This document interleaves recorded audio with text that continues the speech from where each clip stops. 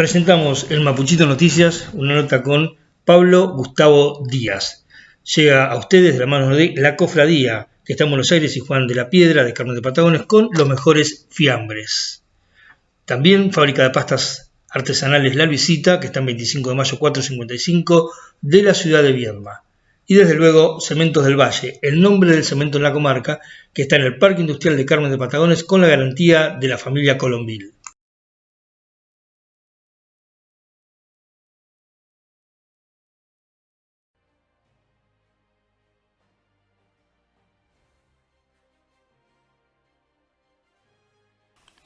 Muy bien, seguimos en Mapuchito Noticias. Vamos a conversar con Pablo Gustavo Díaz de PGD Consultores. ¿Cómo estás, Pablo? Un gusto en saludarte.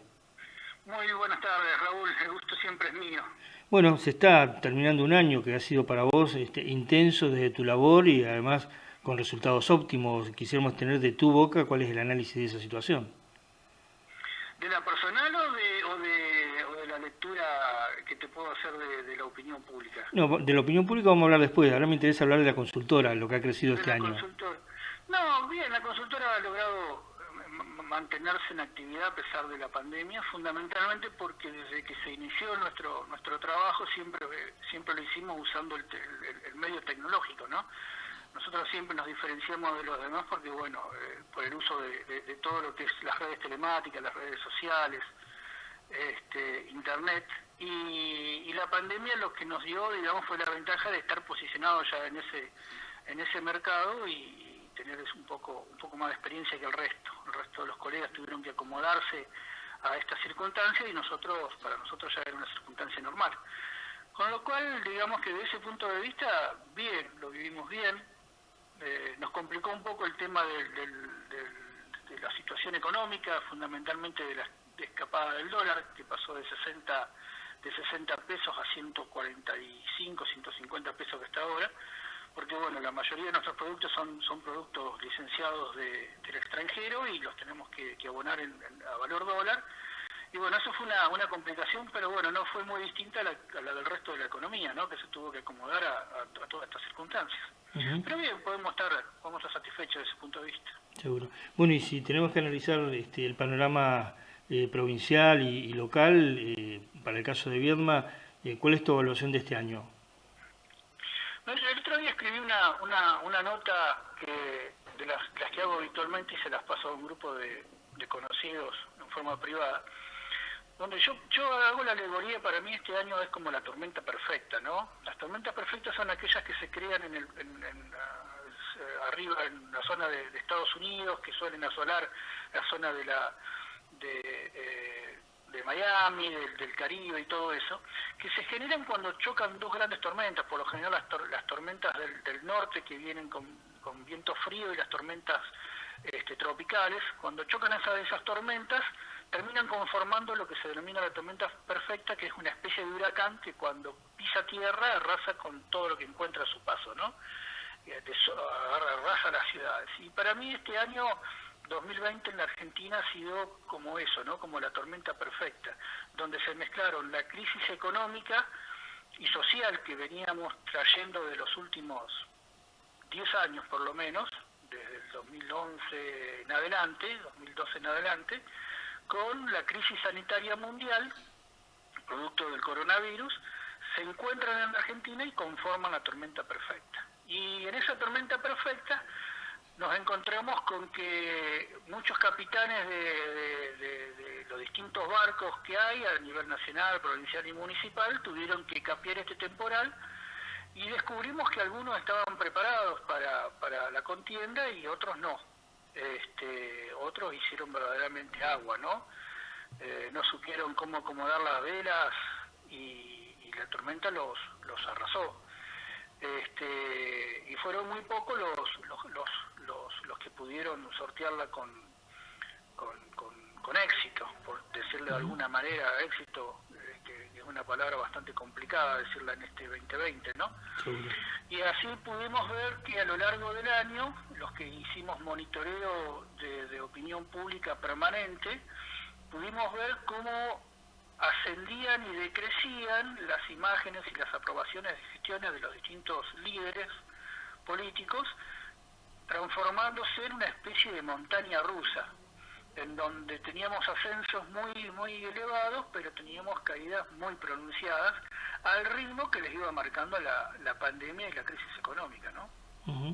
Ahora, Pablo, cuando decís que algunos hicieron agua por la falta de capacidad de razonamiento de la situación que estábamos viviendo, o hicieron agua porque no contaban con los recursos para poder sobrellevar adelante esa situación. Bueno, yo creo que ahí se da una suma de cuestiones, no hay una sola a la cual se la puedan achacar las culpas, ¿no? Por un lado, tenemos un montón de gobiernos que llegaron nuevos a la gestión.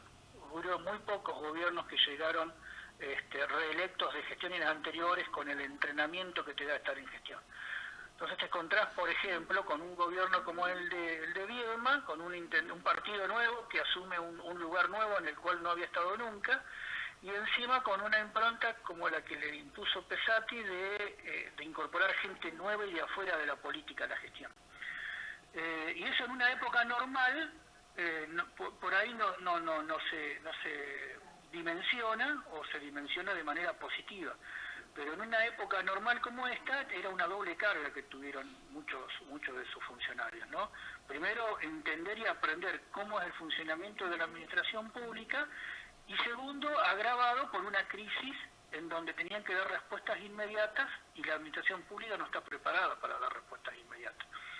Entonces, bueno, por un lado veíamos eso, ¿no? Muchos gobiernos de muchas localidades se encontraron con ese inconveniente. Inclusive a nivel provincial, nos encontramos con una gobernadora que jamás había sido gobernadora, a diferencia, ejemplo, del gobernador de Neuquén, que venía ya reelecto de la gestión anterior, o el gobernador de Chubut, que viene reelecto de una gestión anterior. La gobernadora de la Carrera no había ejercido nunca el cargo. Y fue un aprendizaje complejo, ¿no? Y sobre el terreno, además. Por eso, pero aparte de un terreno que no es un terreno llano, sino que es un terreno complejo, ¿no? Con una pandemia que te exige respuestas para la cual el Estado no está preparado. Y acá voy a poner un solo ejemplo.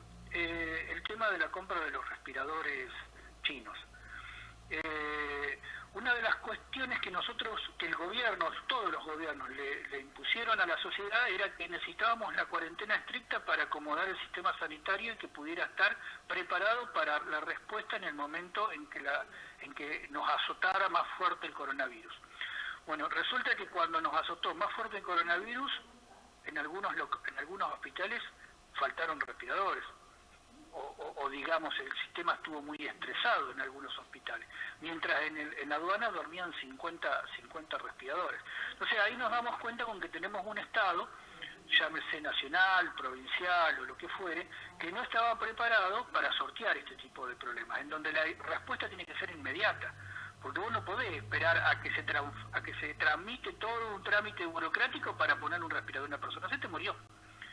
Y lo mismo pasó con la compra de medicamentos, con la compra de mercadería, con la compra de insumos, en donde encima de todo eso se agrava con un mercado que es voraz, que quiere ganar cada vez más dinero y que te va a pedir cada vez más precios porque está ofreciendo un producto, está teniendo una demanda mucho mayor a la oferta. Es un producto de un bien escaso, se denomina, con lo cual los precios no tienen techo. Sí, además de eso, Pablo, también te encontrás, además para certificar esto que estás diciendo, te encontrás que, además de esto que vos acabas de decir, hay un Estado que además está escaso de recursos y a veces tiene que salir a pedir fiado, ¿no? Encima, bueno, ahí es donde yo decía lo de las dos tormentas, ¿no? Claro. Porque para sortear la tormenta del coronavirus lo tenemos que hacer con los recursos limitados que nos deja la tormenta económica. O sea, porque no es lo mismo Hola, ¿se escucha? Sí, perfecto. No es lo mismo afrontar la crisis de coronavirus para un país europeo o para un país saneado económicamente que para la Argentina, que está renga. Seguro. Porque tenemos un montón de problemas económicos, porque teníamos un 35% de pobreza, porque tenemos un 15% de indigencia, porque tenemos una desocupación altísima, porque tenemos una recesión económica feroz. Entonces todo eso se agrava aún más todavía con la pandemia. Y en esa circunstancia nos encontramos con que no todos los capitanes del barco estaban preparados para poder sobrellevar eso. Y bueno, y eso se fue viendo este año. a lo cual encima se agrava con algunas circunstancias de líderes que fallaron ellos en forma personal. Yo no voy a dar nombres, pero quedaron en evidencia un montón de líderes que no estaban preparados, directamente no estaban preparados para hacer gobierno, y mucho menos para hacer gobierno en una circunstancia como esta, ¿no? Sí. En donde las contradicciones a las que arribaban constantemente, las idas y vueltas, la falta de definición y fundamentalmente la falta de palabras. Yo rescato en momentos de crisis es cuando un gobierno le tiene que dar certezas a la sociedad, ¿no? Que al gobernado le tiene que dar certezas.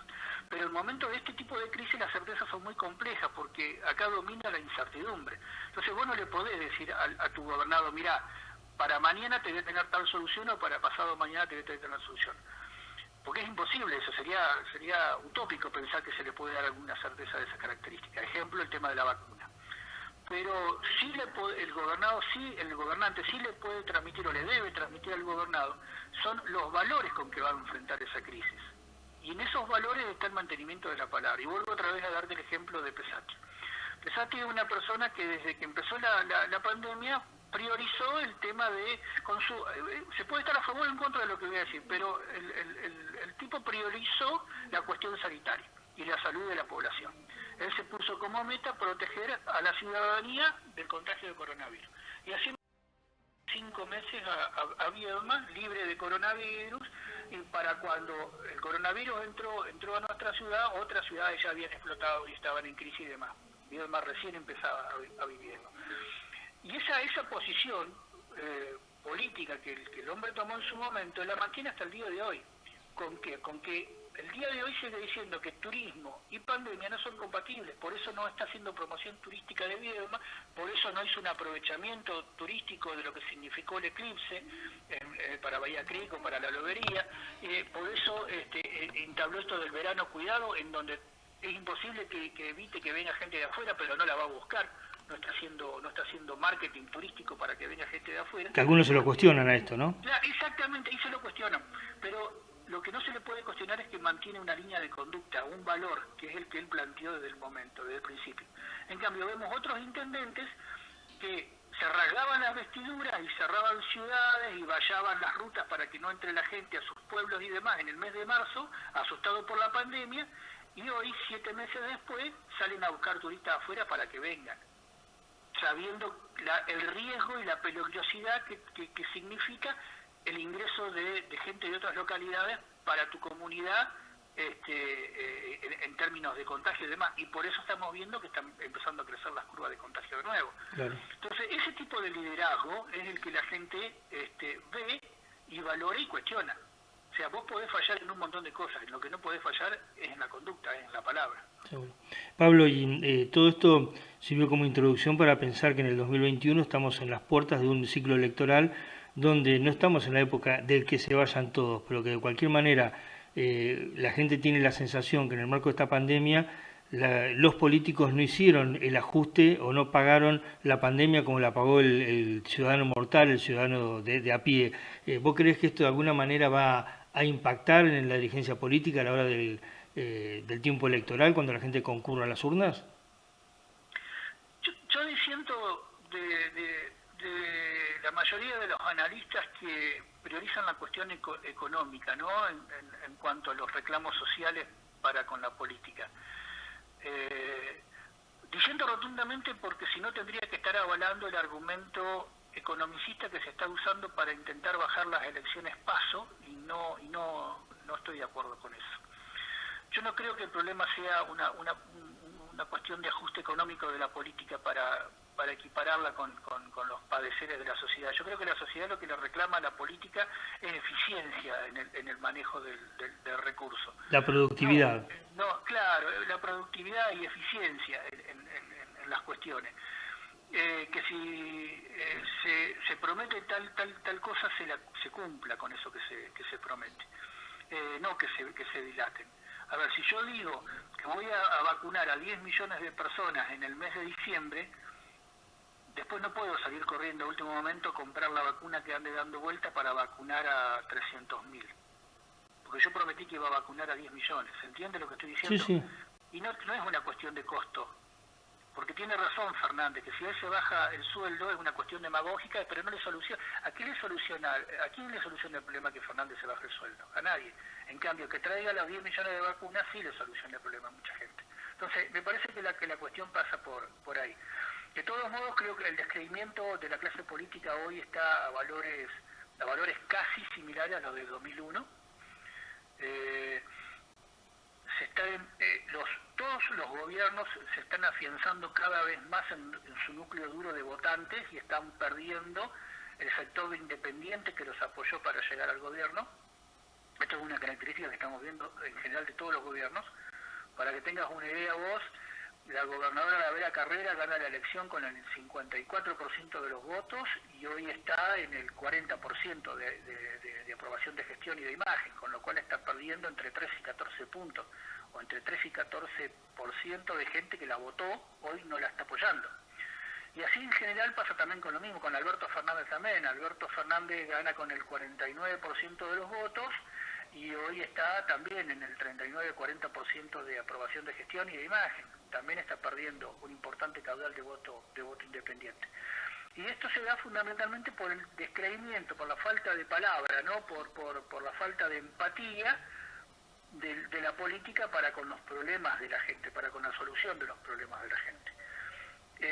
Y sin lugar a duda esto va a repercutir en la elección del año que viene, y mucho más teniendo en cuenta que por lo general las elecciones de medio término se utilizan como castigo hacia los gobiernos, como mensajes de castigo hacia los gobiernos. Recordemos que en el 2009 Narváez le gana al propio Néstor Kirchner una elección de medio término. En el 2013 Sergio Massa le gana a Cristina Fernández de Kirchner también en una elección de medio término. Porque la gente sabe que no se define su futuro en esa elección y la utiliza generalmente para mandar mensajes, ¿no? Así que creo que puede haber un mensaje de las urnas en la elección. ¿Qué tipo de mensajes y en qué magnitud no lo sé? Pero me preocupa de sobremanera la pérdida de credibilidad que está teniendo la política en este momento. Comparto esto de que... Recuerdo, hace muy pocas horas acabo de recibir una encuesta de una consultora colega nacional, se llama Taquión, que es una prestigiosa consultora nacional, en donde pregunta sobre la credibilidad que tiene la opinión pública con relación en general a la dirigencia sindical, a la dirigencia política, a la dirigencia empresarial y también hacia la justicia, y el descreimiento hacia la dirigencia política está en el orden del 70-80%. Seguro. La justicia peor, la justicia está en el orden del 90%. Tal cual. Te decía, comparto tu análisis de que la cuestión para analizar la vida del político institucional no pasa por la cuestión económica. Esto tipos como vos o como yo pensamos en el nivel de productividad, lo que ha hecho, hacia dónde apunta, lo que quisiéramos que haga, pero el común denominador, muchos vecinos en realidad ven con desagrado el tema de las dietas, el tema de los viáticos, y se convierten en algún punto, de alguna manera, que cuestionan a la política por lo que ganan y no por lo que hacen. Está bien, es una visión, te vuelvo a repetir, yo no la comparto, aparte no salen en mis estudios de opinión pública con una magnitud importante como para decir ahí está el problema, ¿no? Claro. Aparte, de hecho lo considero hasta inclusive, y no es por vos, por favor, que no me malinterpretes, pero lo considero hasta una hipocresía de parte de algunos que plantean estas cuestiones, porque el mismo que te plantea que la política tiene que achicarse y que tiene que bajar los costos, es el mismo que te dice, pero no vienen los mejores políticos, los más preparados, los más formados a ocupar los cargos. ¿Y qué van a ir los mejores políticos, los más preparados y los más formados si la política paga miserias? Vamos a ser honestos. Hoy trabajar de funcionario en la administración pública para un político, para un profesional de alto nivel es perder dinero. Seguro. Se gana mucho más en la actividad privada. Muchísimo más en la actividad privada. Bueno, me habrás escuchado decir 1.000.000 de veces cuando digo que considero que un altísimo porcentaje de los que van a la política son los que fracasan en la actividad privada porque van a la política a salvarse. Sí, pero digamos que los mejores, yo le diría en estos términos, los mejores no van a venir a la política porque la política no le es redituable económicamente. Como trabajo estoy hablando. Sí, No sí, estoy tal hablando cual. a nivel de gobernador y demás que son personas que rompen el molde, que lo que buscan es poder y otro tipo de cosas. Estamos hablando del nivel de funcionarios, que en definitiva a los gobiernos no los hace funcionar el presidente, ni el gobernador, ni el intendente, sino los funcionarios que tienen. Seguro. Esos Bueno, son los que hacen funcionar el gobierno. Entonces no vamos a tener jamás buenos funcionarios si no les pagamos bien. Y cuando les paguemos bien vamos a poder exigir que aparte de amistad con el que lo elige, también venga con currículum. seguro, ¿Entendés? seguro. Pablo, ¿y qué avisoras para la política de Río Negro y la de Viedma para el año 2021? En lo electoral, Sí, bueno, vamos a hacer los dos. En lo gubernamental, creo que este ha sido un año de aprendizaje tanto para la gobernadora de la Carrera como para el intendente Pesati. Y ha sido un año de aprendizaje y de un aprendizaje bastante acelerado y complejo, que a lo mejor otros gobiernos demoran más tiempo. Esto quiere decir que las crisis por lo general aceleran procesos, ¿no? Bueno, en el gobierno provincial eso se vio de manera muy clara con los recambios gubernamentales que hubieron, de ministros y demás, pero creo que igual va a haber algún otro. Creo que no la impronta que le intentó poner la gobernadora a principio de año, antes de la pandemia, de pasar del liderazgo personalista del que veníamos con Bereltinec a un liderazgo de equipo, no dio resultado, y además justamente la situación pedía lo demás, no pedía un liderazgo de equipo sino un liderazgo personal. Y creo que a lo mejor este año que viene le puede llegar a servir para afinar ese paradigma, ¿no?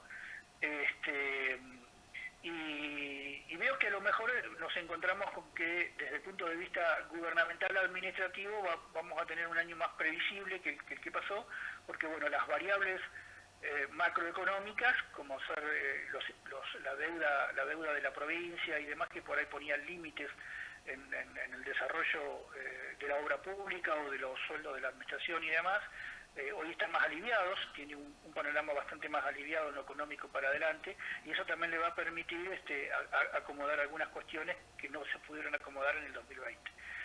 Desde el punto de vista electoral, no sé qué es lo que irá a pasar en agosto y en octubre, pero hoy la fotografía que estoy viendo, que estamos viendo en los estudios de opinión, lo ubica muy bien al frente de todos, fundamentalmente porque tiene un piso electoral alto. El frente de todos nunca va a bajar, por lo menos no lo ha hecho en las últimas elecciones y difícilmente lo hagan las próximas que vengan, del piso del 30% de votos, y con ese piso del 30% de votos le asegura mantener una banca, la banca que tiene, la banca de Ayalén Espósito, ya se estaría asegurando la continuidad. Con lo cual, el Frente de Todos, la pelea política que va a tener no va a ser hacia afuera de su espacio, sino hacia adentro de su espacio. A ver quién de todos los sectores que hoy están en el Frente de Todos va a poner al candidato que ocupe esa banca. Yo ahí visualizo que el sector del sonismo no va a poder ubicar a nadie, porque ese sector ya tiene en la Cámara Baja un representante que es Martín Soria, difícilmente el resto del peronismo le permita tener dos, y esa banca hoy la está ocupando Ayalén Espósito, que si bien no hizo grandes méritos para retenerla en lo personal, lo cierto es que responde a un espacio político de peso específico importante, como el Movimiento Evita, que tiene anclaje nacional, y justamente la elección que se disputa es una elección nacional, ¿no? Claro. El Movimiento Evita tiene anclaje nacional en la Casa Rosada, tiene línea directa con Alberto Fernández. Así que ahí la pelea, pues yo la veo dentro del PJ, por esa banca la veo dentro del PJ, entre el Movimiento Evita y la Cámpora, una Cámpora que viene en crecimiento, que viene en afirmación, y que, lo vengo diciendo hace bastante tiempo, para mí es el único espacio político de todo el arco político nacional, no solamente el peronismo, el único espacio político de todo el arco nacional que tiene un proyecto de poder real. El resto no tiene proyecto de poder real como grupo, ¿no? Lo tienen hay cooperativas, digamos, de poder, sí. Pero no hay una concepción de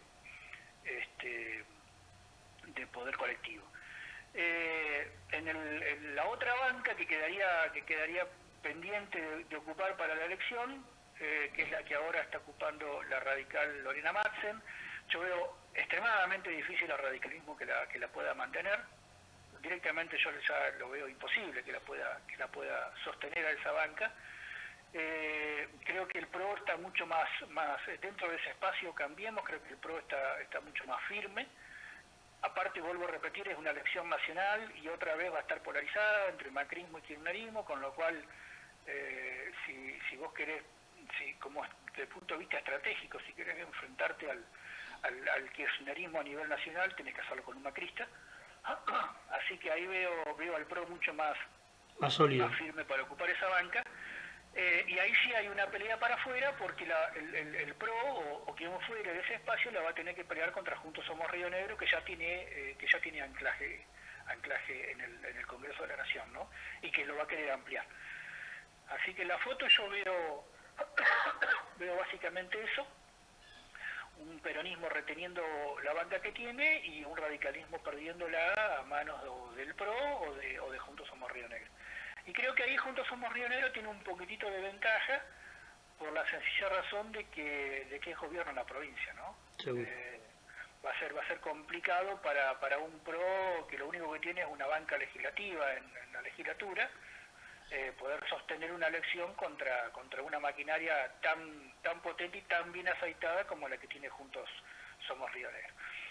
A nivel de Viedma, básicamente la misma lectura que te hacía a nivel de la provincia. Yo creo que este año le sirvió a Pesati primero para consolidar su imagen y su rol de líder local. Hoy Pesati es la figura política preponderante en Viedma, no hay otra figura política que se le acerque. El peronismo, porque bueno, se ha dedicado a ocupar espacios públicos en las delegaciones nacionales y demás, y no se ha preocupado por su política. Y el radicalismo, porque la única figura que tenía preponderante, digamos, en su momento, que es de Reyes, bueno, ya queda a las claras que a de Reyes lo sacan nada más que parece el muñeco de torta, lo sacan cuando hay una fiesta, ¿no? Para cada elección, lo sacan, lo muestran para la elección y después lo vuelven a guardar 4 años. Y eso puede haber servido al principio, en el 2007, en el 2011, en el 2015, hoy ya está devaluada esa figura, no cautiva absolutamente a nadie y no ha generado figuras nuevas, con lo cual, bueno, le han dejado servido ese espacio de representación popular en la ciudad, se lo han dejado servido vacante a Juntos Somos Río Negro, lo ha aprovechado muy bien Pesati. Y bueno, tendrá que aprovechar lo que aprendió este año para ajustarlo para el año que viene, ¿no? Yo creo que sin duda va a haber algún tipo de replanteo en su equipo para poder afrontar un año que viene diferente al que pasamos. Seguro. Pablo, como siempre, gracias por atenderme. No, por favor, Raúl. El agradecido siempre soy yo y bueno, te deseo un muy feliz fin de año, lo mejor que lo puedas pasar y que el año que viene te sea tan bueno o mucho mejor desde el punto de vista profesional de lo que te fue ¿no? Ojalá que así sea. Abrazo grande. Abrazo, hasta luego. Muy bien, así hablábamos con Pablo Gustavo Díaz, aquí en Mapuchito Noticias, haciendo un pormenorizado análisis del panorama nacional, provincial y local.